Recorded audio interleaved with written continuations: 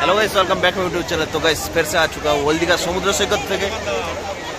तो मात्र देखते पाচ্ছেন আপনারা ओल्ड दीघा সমুদ্র সৈকতে কিন্তু পর্যটকের ভিড় প্রচুর প্রচুর। तो गाइस फाइनली आप लोग देख पा रहे होंगे ओल्ड दीघा समुद्र सैकत जो सी बीच है, उस बीच के पास किंतु पर्यटक का भीड़ बहुत बहुत लगा हुआ है।